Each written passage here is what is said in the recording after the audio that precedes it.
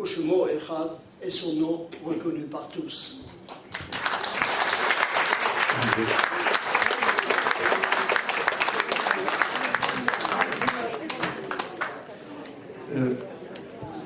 Difficile d'arrêter une telle expression. Vous avez vu le professeur avec ses notes, commencer avec des notes, lire ses notes, et ensuite vous avez vu le maître lâcher des notes et vous exploser. Merci en tout cas.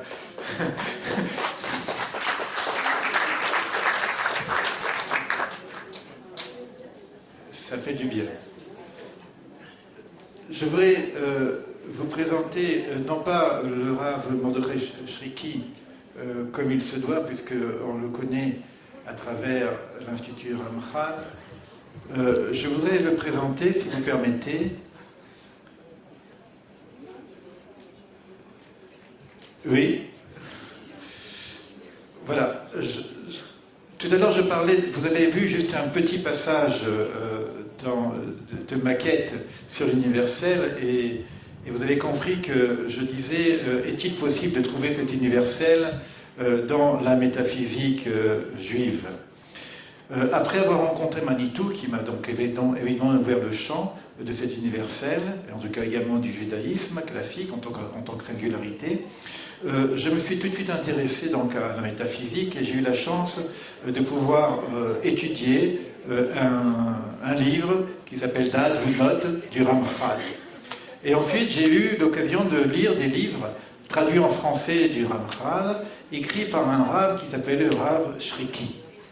Et très très fervent dans ma quête, j'ai dit il faut à tout prix que je rencontre ce Rav pour qu'il puisse me donner un peu plus d'informations sur le Ramchal. Je suis parti à Jérusalem vraiment en recherche de savoir où est le Rav Shriki. Et j'étais tout de suite à la librairie juive d'ici, de Jérusalem, à Galia exactement. Tu te rappelles, hein? Et je demande donc au responsable, est-ce que vous connaissez où habite le Rav Shriki? Il me dit, mais le Rav Shriki, il est derrière vous. Voilà, c'était ma première rencontre avec le Rav Shriki. Et puis évidemment, le Rav Shriki qui voit qu'une personne vient de France pour le rencontrer, dit, venez à la maison et puis on va pouvoir discuter. Et on est resté tout l'après-midi à discuter ensemble. Voilà pour ma rencontre avec le Rav Shriki. Donc c'est intéressant de dire des choses personnelles également. Évidemment, là, on va essayer de voir un petit peu si on connaît le judaïsme, on connaît la singularité, on connaît la halakha, mais est-ce que dans l'universel, on peut parler également de métaphysique? Est-ce qu'on peut parler de Kabbale, l'universel? En tout cas, je vais relire un petit peu ce que je lis dans le premier texte ici de la présentation. Dans la Bible ainsi que dans la tradition rabbinique, nous pouvons relever à maintes reprises de l'incompatibilité d'un Dieu national, Elohé, Israël, Dieu d'Israël, avec la conception d'un Dieu universel, celui du Dieu du ciel et de la terre et de toute la chair, de toute chair. Il n'y a donc pas de doute que ce texte formidable, il y a une possibilité de réconcilier ces deux éléments, le Dieu d'Israël et le Dieu universel. Et est-ce que dans la métaphysique, en tout cas celle du Ramchal, puisqu'on a un spécialiste du Ramchal, on a une possibilité de réconcilier ces deux notions? Bonsoir tout le monde.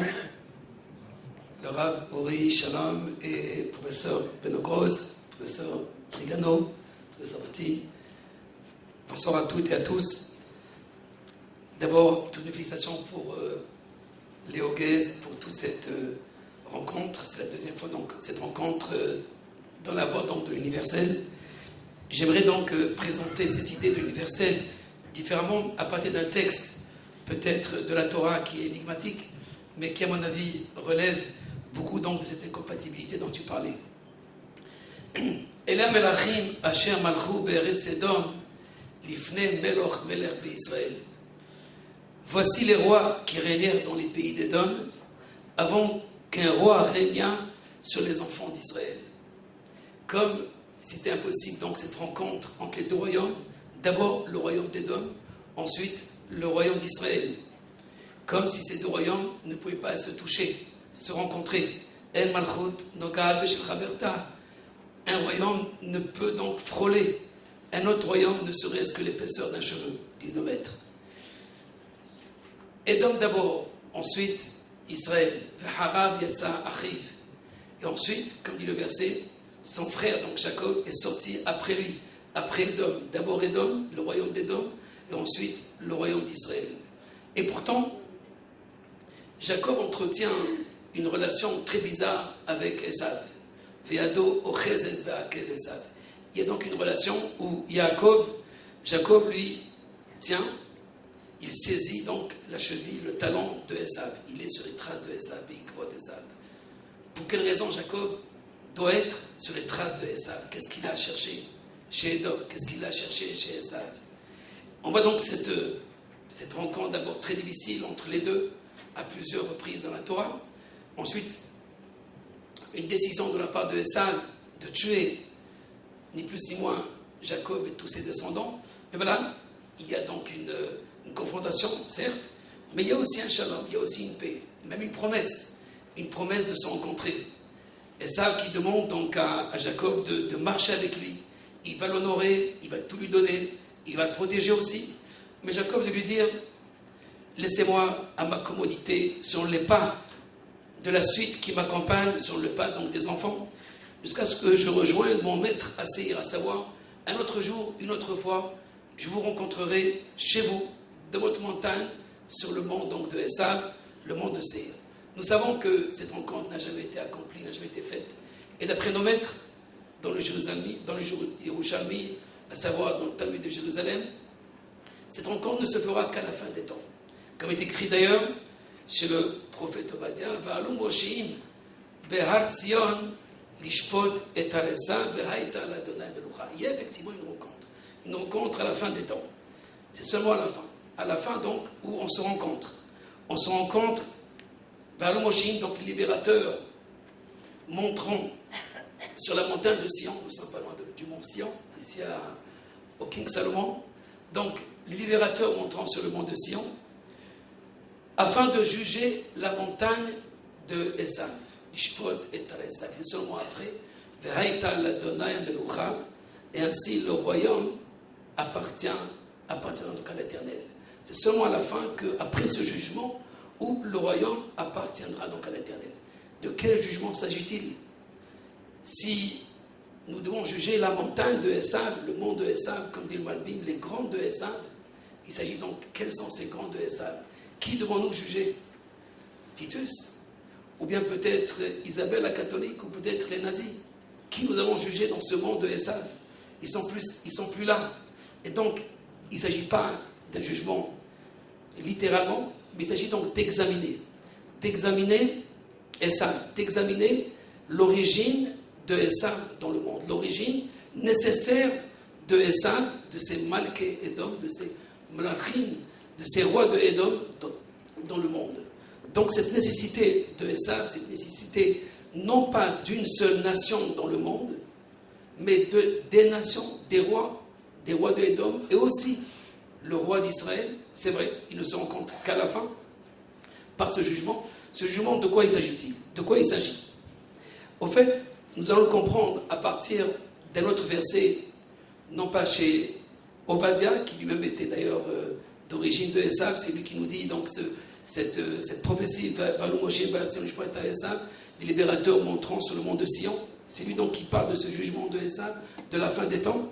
Mais nous allons comprendre ce jugement, Vaya Adonai le Melech al Kol Haaretz, comme il était rapporté tout à l'heure, dans le verset donc de Zacharie.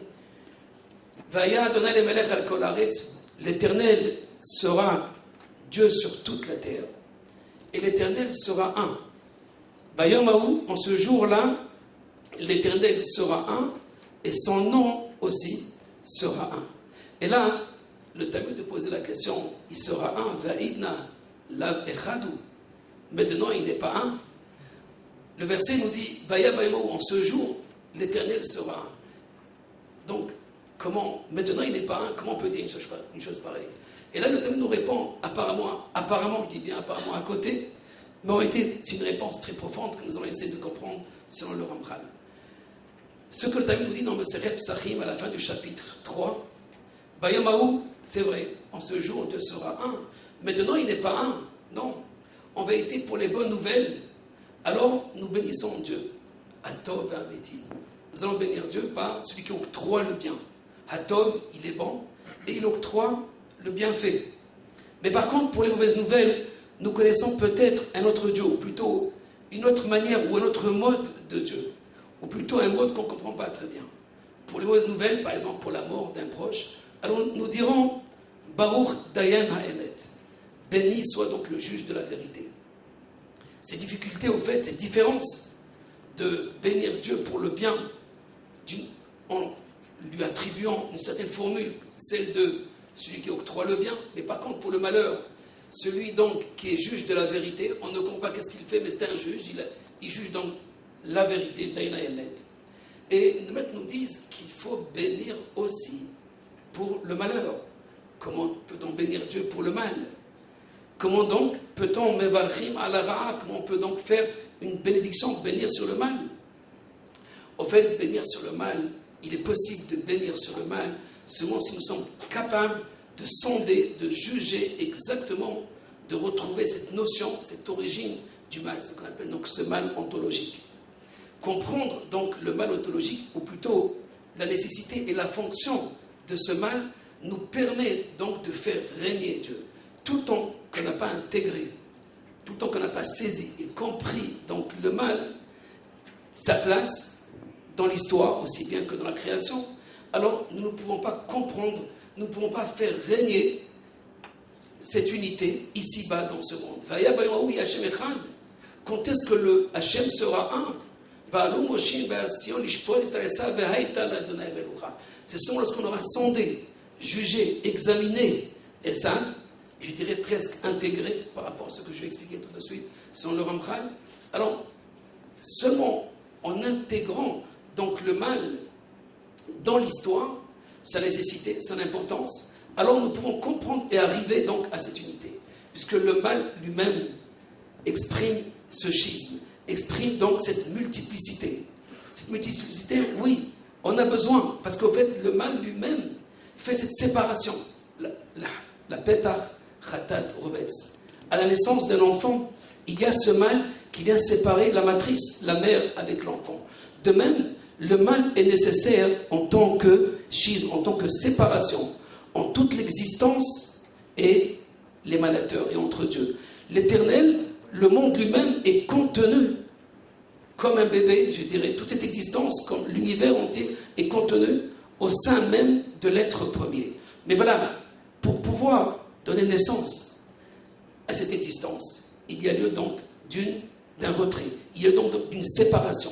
Ce schisme, cette séparation, la pétar khatat revetz, ce serpent qui est à l'extérieur, juste à la sortie de l'enfant de sa mère. Alors il y a un principe qui sépare. Ce principe qui sépare et qui donne une possibilité de l'individualité. Sans ce principe qui sépare, il n'est pas possible donc de créer. Pour créer, il faut donc ce principe séparateur. Ce principe s'appelle Malché Edom. Ce sont les forces, les premières forces même, qui se séparent ou qui vont exprimer cette distinction entre l'infini et les créatures. C'est-à-dire l'origine de toutes les créatures, de toute la matière, de tout ce qui existe. Ce sont donc ces rois de Édom. Les rois de Édom, ce ne sont pas donc uniquement les rois donc de la nation de Édom. Dans cette symbolique, nous comprenons au fait tout ce qui existe, toute la nature. Ces 7 rois, au fait, ce sont les 7 niveaux de toute la nature, les 7 aspects de toute la création. Ce sont donc ces rois qui expriment cette distinction, cette séparation qui au fait le mal ontologique. Le mal, lui, sépare. Le mal permet donc cette autonomie. Le mal permet cette individualité. Mais sans le mal, il n'est pas possible donc de séparer.